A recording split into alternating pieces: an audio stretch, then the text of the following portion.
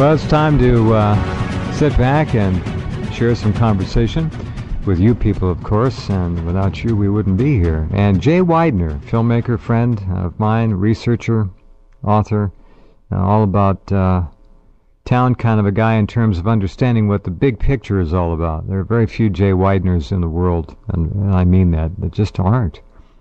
It's so good to have all of you listening because you care, and you do get it. But the average folks out there never have, never will, and many of them who could and might don't want to. But that's the way it is, and that's the way the controllers want it to be, and they are quite good at achieving their nefarious goals. All right, Jay, welcome back. Hi, Jeff. How are you? Well, as I say, I'm still here. Yeah. We all are. Not all of us. They're dropping away here and there. They are. And I'm afraid when we're gone, that'll be it. Done. You know. Now, one of the interesting things that you pointed out to me, and it may be the same Apollo 17 picture of the lunar surface, allegedly showing the Apollo 17 landing site, and absolute lock solid proof that we were there. Okay. I think the last one that was released was of a higher resolution and showed the ground in more detail. This one seems to be a little more standoffish. Yeah. And from what you said earlier today, it's of a lower resolution, so you can't do much with it. So far, that's the only ones I've been able to find. Tell us what we see or what you see, and when you challenged me, it was quite interesting. I looked and I said, okay, there's footprints all over the place. That's the way it ought to be. But well, the first photograph they released didn't have any lunar tracks, and then I wrote a short little blurb, and you put it up. You're talking about lunar rover tracks. Yeah, lunar rover tracks, which is, the footprints were there. We could see the footprints. But there was a glaring omission of the lunar rover tracks, which struck you and I as hilarious, of course. So I wrote a little blurb up. We put the picture up, and that was it. A couple people commented, and then that was it. It kind of went away. And then they released this new picture, which unfortunately has low resolution, which might be showing lunar rover tracks. I can't really tell. Interestingly enough, of course, is there's no lunar rover anywhere, which is quite disturbing, because I think maybe some thieves went up to the moon and took it. Nah, they buried it. And the thing is at this point, why isn't it just Photoshop? I mean, I don't know. I'm not saying it is, but it's like, why don't they just release the pictures? Why don't they just release the films of Apollo 11, the videos, and 12, and 14, 15, 16, 17, high res, the original stuff? I mean, why go through all this stuff just to keep everything suppressed? I keep forgetting the name of this guy, this big, huge 6'6" NASA writer, a pro-NASA anti-conspiracy writer. Oh, I had him on as a regular until James Oberg. Jim Oberg, Big Jim. Big Jim, gigantic man. Yeah. Hands like the size of most people's. Yeah, I mean, his fingers are like 8 inches long, and he got hired by NASA. He got so angry at the Fox special that came out about 10 years ago about the faking of the moon landings that he asked NASA for a contract to write a book proving beyond any doubt that we went to the moon. He got into the NASA archive, started asking a whole bunch of questions, and lo and behold, about 6 weeks later, NASA gave him back his $20,000 advance and told him they really didn't want this book. And this happens over and over. When Ron Howard, screenwriter, went in to do research for the film they were going to do on Apollo 11, he found all these discrepancies, and he started asking questions of NASA, and then all of a sudden they said, well, let's do Apollo 13, where the one where they didn't go to the moon. Yeah, because, I think it's just going to be a lot easier to not have to recreate the lunar landings on a Hollywood thing, because it would look as fake as the ones that they presented would look. So, well, here's the kicker. India has put a satellite around the moon. Yep. I think the Japanese or the Chinese Japanese. Anyway. Japanese have an orbiter. Okay. Chinese have one coming. That's next. Yeah. Now, NASA, this is too funny. NASA announced today, well, let me read the story here. Hold on. No-fly zones will come into effect on the moon for the very first time by the end of this month, September. Why? Why bother? Why buffer zones that spacecraft may have to avoid? In other words, they can't fly over it. Why will these things come into existence at all? The reason, avoiding any spraying of rocket exhaust or dust onto certain historical sites and artifacts on the moon. That's no reason. That's a joke. A satellite going overhead, looping around the moon in orbit, is not going to spray anything on the ground or upset anything anywhere. So what they're doing is saying to Japan, China, and the European Space Agency, stay away from these areas. We don't want any high-res imaging to show up. We don't want to have to deal with it. That's what they're saying. There's no atmosphere on the moon, so there's this constant raining down of little pellets. Yeah. I mean, come on. They have a lot more to worry about. A no-fly zone. Yeah. So they're prohibiting people from flying over and imaging the alleged landing sites of the Apollo missions. Okay, that's what's going on. Yeah, and the reason they're doing that is because it's not going to be anything like they told us. It's the same reason why they don't want you to really follow the lunar rover tracks, because it has to go exactly where they went, and it gets very problematic on a real life scale, and so what we're getting is and they did go to the moon. I want everybody to understand. I really believe they went to the moon. I just don't believe they went in the jalopies that they're telling us they went in. Right. And I just don't buy it. And there's no way you'll ever get me to believe. I can see getting to the moon, but getting from lunar orbit to the surface and back, that is amazing feat using the equipment that they had. And they did it every time. Every time. Without anyone who's worked in technology knows that you better expect 90% failure rates at the beginning of any operation. And what do they have? The equivalent of an old Mac Plus computer or something like that? Oh, I mean, it's just absurd. It is absurd. So, I mean, the odds for something to go wrong were so astronomically high over all those missions, and nothing ever did. And when I watched the first LEM detach the lunar excursion module, the part of it that went back up into orbit, right, and blast off from its landing structure, I laughed. That is one of the most ridiculous pieces of video ever done. Kubrick did that on purpose. He must have bowled over. Remember, he made Dr. Strangelove, so he's probably on his back laughing. Had to be. At this. I mean, this ridiculousness.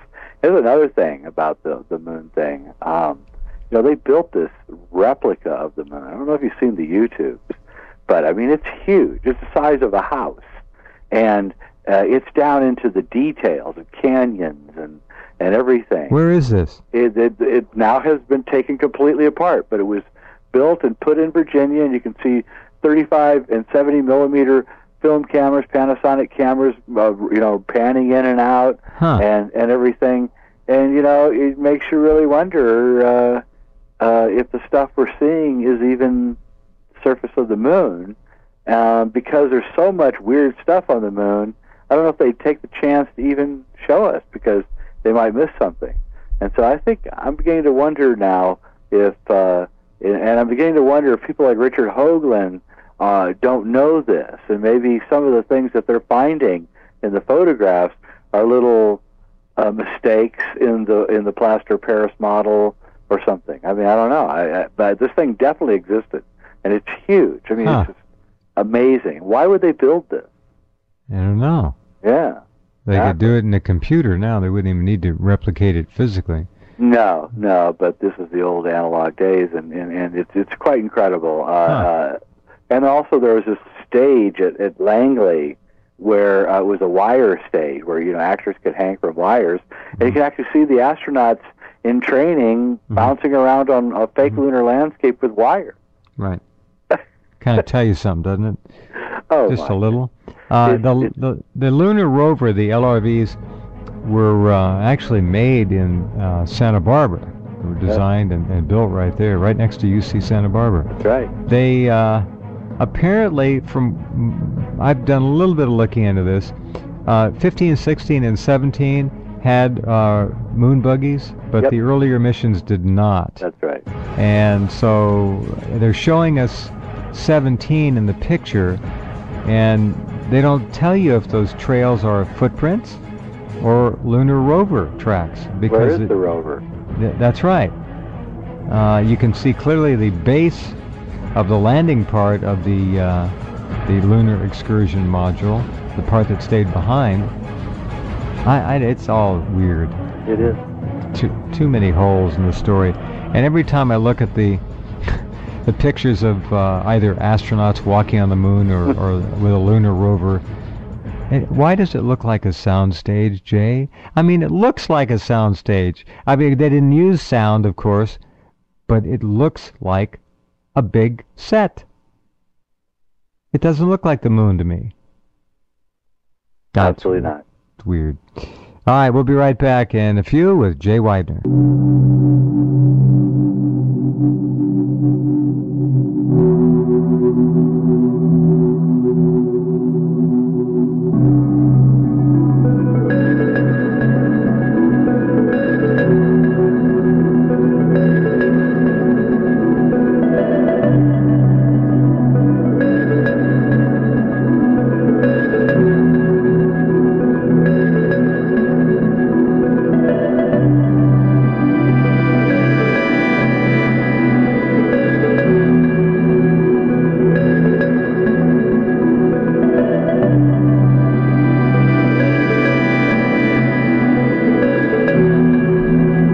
Okay, we're back talking to Jay Weidner. The Republican debate at the Reagan Library is now history.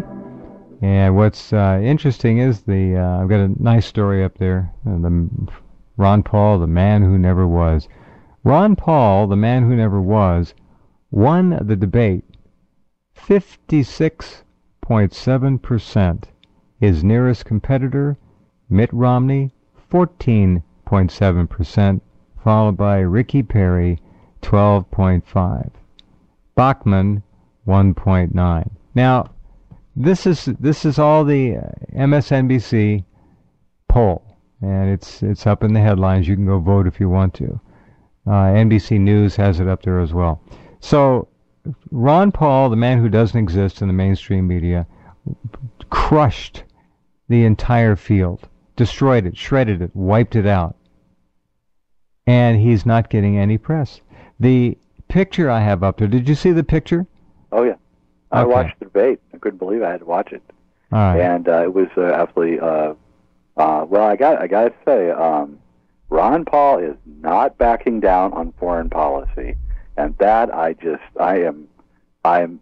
it's the happiest thing that's happened in a long time. It's great just to see it iterated, isn't it? Yeah, he just won't back down. And you watch these other guys, these archons, these, I don't know what they are, non-humans, and they can't understand why this guy keeps saying that we don't have the right to go to bomb other countries, that we should mind our own business. That genocide is a crime. Yeah, and they're like, what? What is he saying? Yeah. Why does he say these things? And it is just, it's so refreshing. And no matter what you think about the guy, he's... and he went after Rick Perry, who's really, I've got to be honest with you, and that's why I watched the debate, because I wanted to check out Mr. Perry. And we have a first-class, full-blown psychopath. Oh, for sure. Rick Perry. Well, Lyndon Johnson, Bush 41, Bush 43, and now Ricky Perry. That's the Texas thing. Yeah. These psychopaths are coming out of there. Well, they mock capital punishment. They just love it. Yeah, a guy has hundreds of deaths on his hands. It's quite amazing. And but he's a full-blown psychopath, and he went over and I was that picture that I have up on my site visually part of the debate broadcast? No, that was a photograph taken. The cameras were during a off. break. Yeah, all right. Yeah, and he threatened him. It's obvious. Look at Ron Paul's face. Yeah, he's being threatened. He can't believe physically threatened. Yeah, he's saying, "I'm going to kick your you know what." You know, this little 76-year-old man is being threatened by this guy. Totally amazing. And he's going to be our next president. That's my prediction, unless we do something to stop him. Well, the tragedy of it is they're not going to let that happen. They're not going to let Rick Perry be president? No, I mean Rick Perry. I thought you were talking about Ron Paul. Ron Paul will never be president. No, they'll shoot him first. You do not defy the military-industrial establishment. No, you die. Yeah, that's right. You just don't. You don't do it. And James Forrestal, how many in between? Yeah, Kennedy. I mean, everybody who comes up against it and says no ends up dead. They're going to give him a heart attack, I'm afraid, and no one will trace it. No one can find out about it, even though he's in perfect health. They got this stuff. Yeah. They could aerosolize it. They could put it in food. Shoot him with a little dart. Yeah, they don't even need to do that. They can walk in front of him and put some mist in the air, and if he gets even close, and right now the media is on all sides is conspiring to stop him, and they don't want his message to get out. They want him to look like a kook, and they're working really hard, but it's not working as much as it used to because of the internet, and people are tired of the wars. So the rest of the stuff are actually, things that we might disagree with him on domestically. Everyone's willing to just forget because his foreign policy is so awesome that it's like, okay, let's just go with it because we could save $1 trillion the first 3 years just by pulling out of 100 countries, bringing the troops home, watching the borders, and minding our own business. Right. Yeah, which is a really great concept. We got to start trying. He's not going to fade. The polls are. I suggest that the 56% he got may be even higher. You know they're sitting on these things. I do, and that's probable. But he's only going to continue to become more popular because more people are hearing about it on the internet. Yeah. And every debate they're going to be pushing now for these people to include him more. Did he get short shrifted on his time on camera? Oh, absolutely. They did everything they could, and the questions were all mockery questions to make him look like a nut, right? And then he deftly, would say, look like roll his eyes, and then go into either attacking Perry or attacking our foreign policy, and it was just like right on, and saying things that really need to be said. And I think what happened is, since MSNBC is a kind of a liberal thing, a lot of liberals were tuning in, and they didn't know who he was. All of a sudden, they heard the foreign policy that actually they wish that Obama would have followed. It was the one that he was saying he was going to do. Yeah. And I think that a lot of the people who voted for Ron Paul were probably leftists and liberals tuning in for the first time and discovering that there was a Ron Paul out there. Yeah, I agree. That's interesting. I can't watch these things. I'm sorry, but no, it was. I had to turn it off after about 40 minutes. But I had to see Rick Perry, and I had to find out if he was a psychopath. Oh, I saw him. He is. He's a psychopath. Zero question. Yeah. No, he's a sick man. He never lost one race for public office. Ever. Probably hadn't worked a day in his life either. That's right. 2 successive Bilderberg meetings. He's obviously anointed. If he trips somehow, Huntsman is waiting right there. You mark my words. It ain't going to be Romney. Nope. All right, stand by. I'll be right back with Jay after this. Okay, back with Jay, talking about whatever we want to talk about here. What do you want to talk about next? Well, I've been doing some investigations into some interesting subjects. One of the things that you sent me today was this cover of Rolling Stone. Oh, yeah. It was this disgusting cover of stars of a show called True Blood, right? Yeah, it's celebrating death and suffering and misery and everything. Yeah. Well, I actually got interested in that show because I got a lot of emails from people asking what I thought about it. And I got it on DVD, and I tried to watch, I don't know, maybe the first 4 or 5 episodes. I think I quit after 3 or 4. And it's a very interesting show in one way, and that is it's written by a guy named Alan Ball. Alan Ball is a huge gay activist in Hollywood, and he's sort of, I guess, the gay propagandist. He wrote the script American Beauty, which won the Academy Award, and he's had all these shows, and they're all gay-themed. And the interesting thing about True Blood is that it's about these people who have been in the closet, and now they're coming out, and they're vampires. And the reason they're coming out is they've invented a a soft drink, if you can believe this, called True Blood, which is a synthetic blood that they can drink. So now they don't have to kill humans. So now they're coming out and they're intermingling with humans. A lot of it's shot in Louisiana, and everybody's white trash, and they hate the vampires, who are all handsome and beautiful, by the way. And the hillbillies have bumper stickers that say things like "God hates fangs." We'll just remove the N from fangs, and you get the idea, right? Okay, right? What's going on here? And what's interesting is there's this direct equating of the vampires with the gays. It's obvious, right? The vampires are gays, they're coming out of the closet, and they're not accepted, but slowly they're getting accepted. Interestingly enough, it's straight girls that are accepting them before anybody else. But what's interesting about this is that the vampires haven't really stopped drinking blood and killing people. They've only told the people that that's what's going on. You mean they're lying? They're lying, and they're killing and murdering people behind their backs. Now, Alan Ball is directly equating this to the gay subculture. Okay? And the gay saying that and putting down the straight. We are acting just like you, and we're assuring you that we're fine, and we're not going to violate any of the principles of your society. But underneath and behind the scenes, the clear implication is that they are, and that is why that show is so intriguing. Is because he's being so blatant with the agenda. And it is in the show, and and I guarantee you that the vampires are being played by the actors as if they were slightly gay, if you know what I mean. Yes, I got it. And so it's a very interesting show. It's an interesting piece of propaganda on that level, and shows you the extent to which the Hollywood will go to inculcate these and the sex in the show. The few shows I saw was really disturbing, and I mean, disturbing in ways I wish I had never seen with my own eyes. Well, saw the women story. Are watching. This is a huge hit among women, and why women would be so interested in such perversities, I don't know. Well, they're being led, and they're lapping up the. Vampires aren't cool.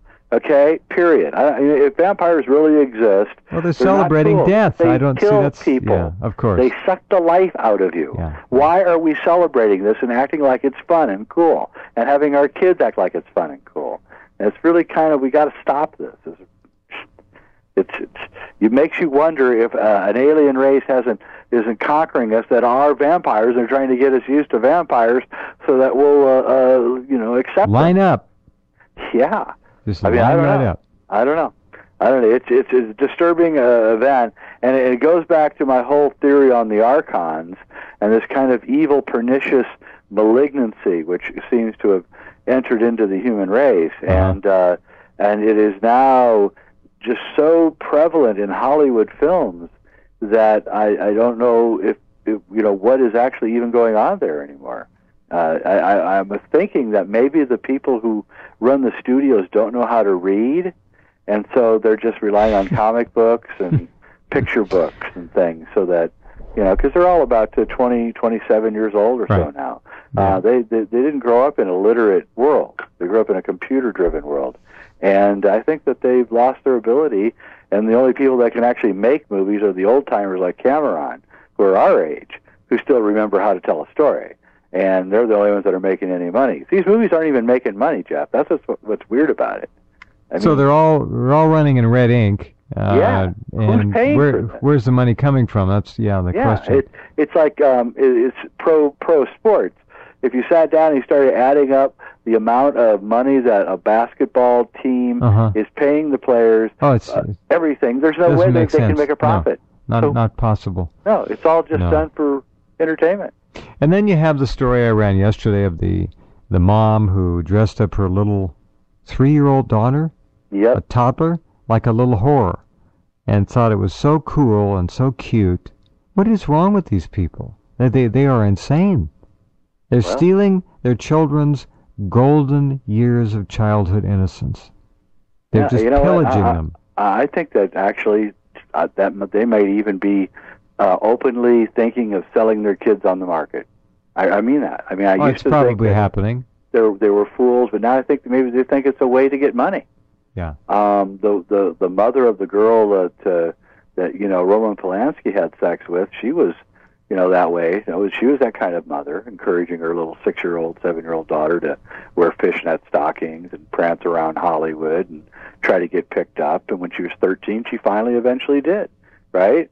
And Hollywood is filled with these kinds of mothers who teach their kids that this is the proper way to behave. And it's not just Hollywood, it's all over the world. Wherever the media can reach out, this is the kind of seeds that are being sown. And beauty pageants for kids, anybody under 18. No, should be outlawed. Yep. Yeah, agreed. That's hideous. Pedophile Central, that's all that is. Everywhere I look, it's being pushed. It is. Everywhere. This is the final game plan, man. Yeah. This is the final game. This is what they want. They want it open, out in the open. Well, it's there. Back in a minute. Hang on.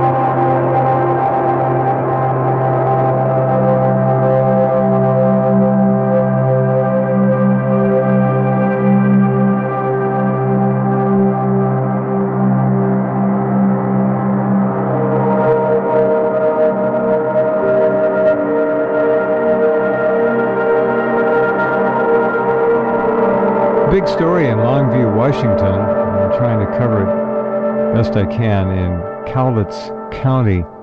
Yep, I know all about it. Yeah, the longshoremen. This is the first of many. This is the first, exactly right. Yeah, and they're going to start shooting them. This is the beginning of the Civil War. They will begin shooting soon. They will be, and they're going to come back to that place. Let me tell you. There's a picture of a sheriff's cop, a big thug cop, with his carefully shaved head and dark glasses on, and he's got his left hand literally straight on grabbing the throat of a union demonstrator, just grabbing his throat, trying to choke him. So, yeah. It was an amazing story. 500 invaded the plant. They tore apart, they sliced the cables in the cars, the train cars, and they blocked the train. They dumped a lot of grain. They did a lot of mayhem. Just the beginning. Because you see, we can't afford those wages, and the food, everything is going to go. I mean, the whole thing is just going to go. You're going to see one event after another like that. It's going to be really bad, and the whole thing is going to collapse into civil war at this point. And I don't even know, the jobs aren't coming back. So what are these guys going to do? They're fighting for their jobs, but the other guys that are hired by the company are also fighting for their jobs. Right. And I mean, it's not like they're all union guys. They're just fighting against each other for the scraps, the bottom of the barrel. That's all what's going on here.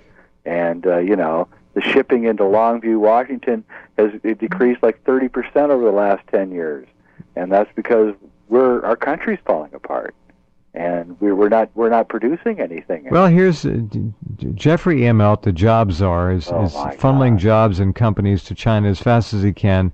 His employer, his boss, alleged boss, goes on television, I guess, in his address today, and says $447 million to create jobs here. This again, I run out of words. I'm almost speechless. Truly amazing. It's beyond hypocrisy. What happened to the $1 trillion? And why didn't if the $1 trillion stimulus didn't create any jobs, why is a $500 billion stimulus going to create jobs? It's just there aren't going to be any jobs. It's not.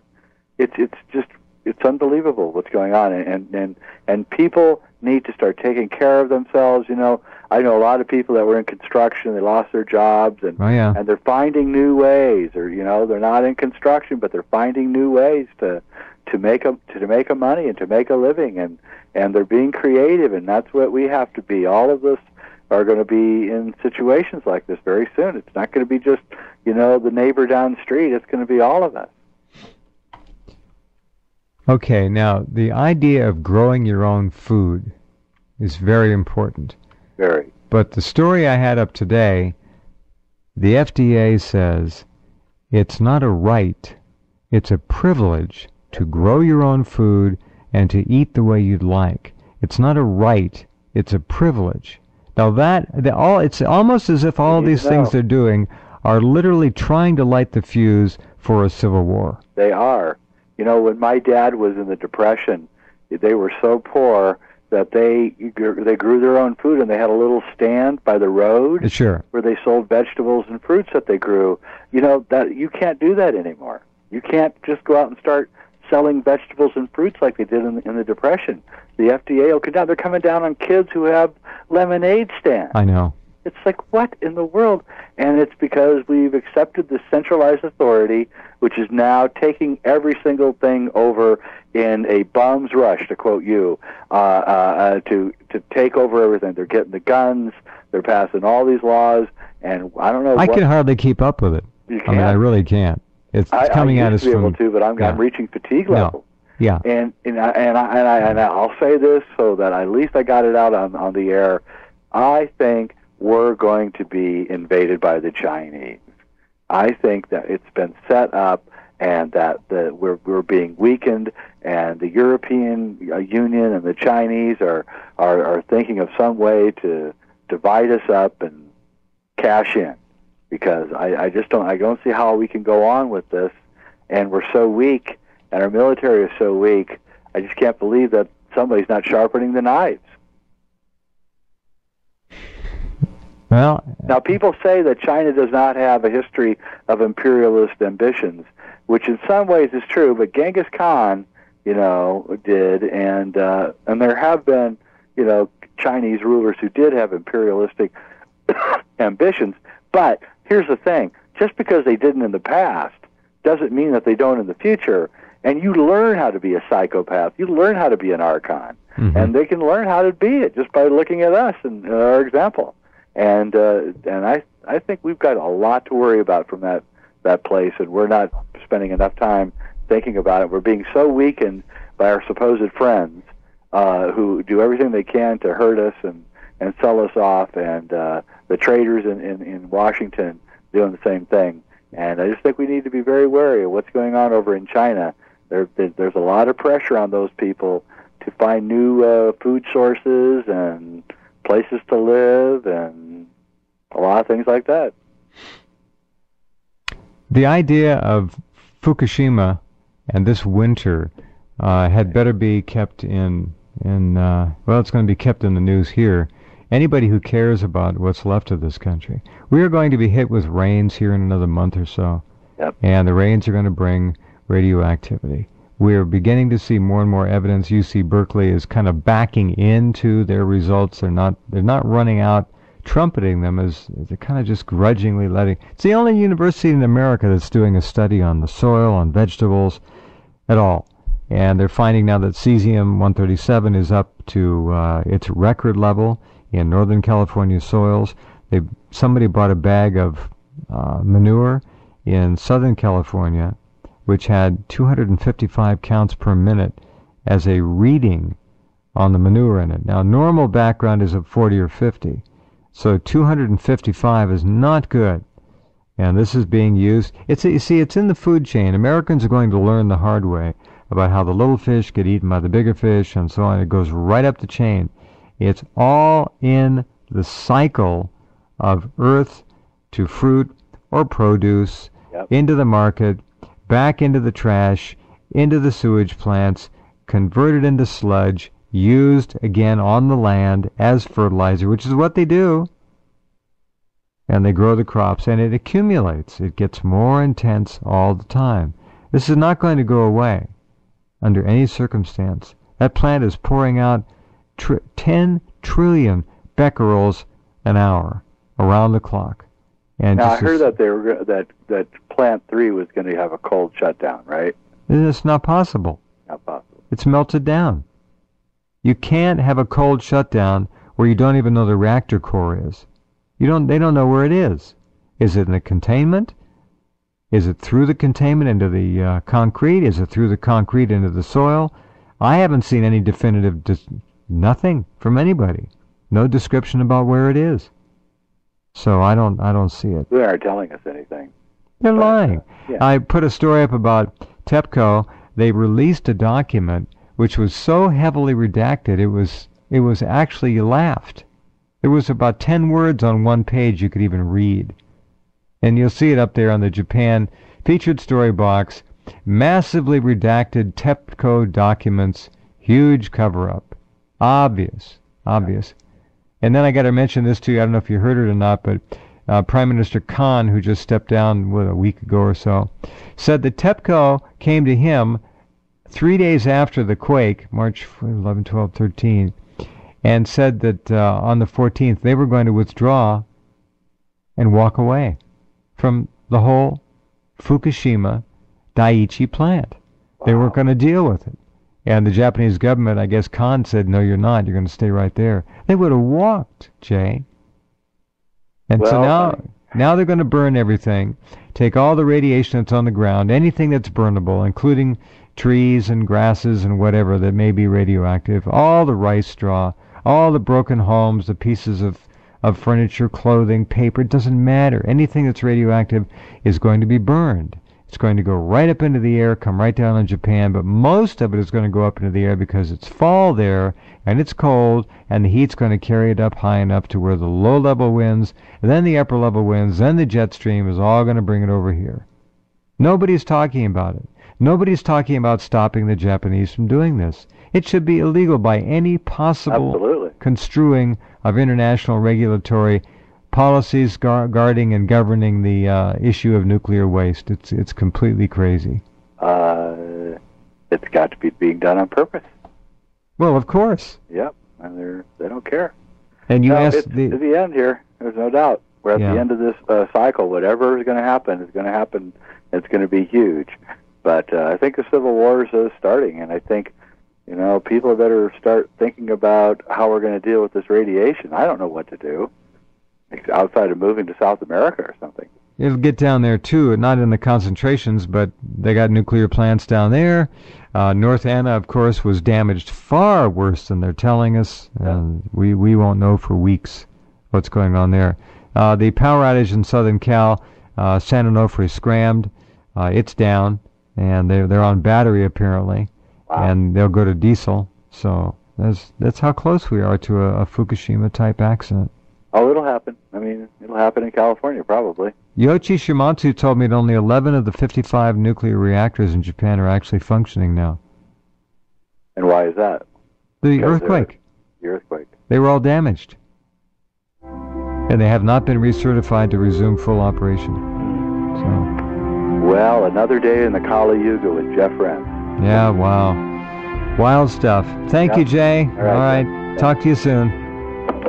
Jay Weidner, and that's our program. And for those of you who say, it's all negative, well, folks, I hate to tell you, but it is all negative, and all we can do is try to bring it to you, and you do with it what you want. And that's what journalism is supposed to be.